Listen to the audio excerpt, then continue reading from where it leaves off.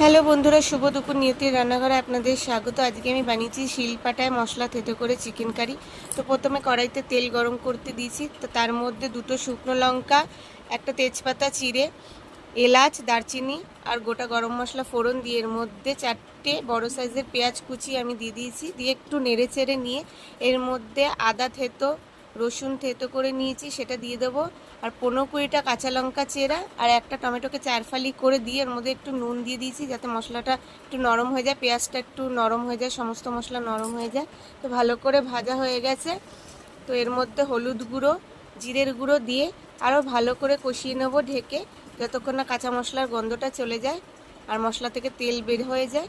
দেখুন আমার মশলা কষানো হয়ে গেছে। আগে থেকে ম্যারিনেট করে রাখা চিকেনটা আমি দিয়ে দেবো। হলুদ, নুন আর লঙ্কার গুঁড়ো দিয়ে আমি ম্যারিনেট করে রেখে দিয়েছিলাম।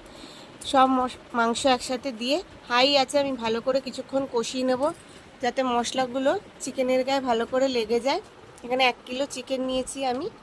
এবার মিডিয়াম আছে আমি ঢেকে দেব, কারণ মাংস থেকে এখন একটু জল বের হবে। তো দেখুন অনেকটা মাংস কষানো হয়ে গেছে।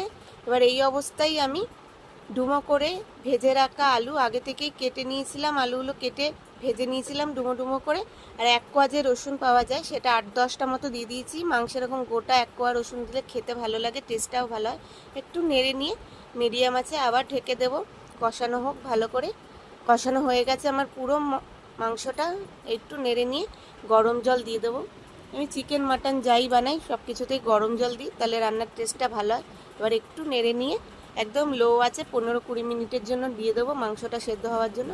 যেহেতু একটু ঝোল ঝোল করবো তার জন্য একটু জলটা বেশি দিয়েছি। হয়ে গেছে। এর মধ্যে গরম মশলার গুঁড়ো আর ধনেপাতা কুচি দিয়ে একটু নেড়ে চেড়ে নামিয়ে দেবো। কেমন হয়েছে কমেন্টে জানাবেন। ভালো লাগলে লাইক, শেয়ার, কমেন্ট করবেন আর পেজটিকে ফলো করে আমার পাশে থাকবেন।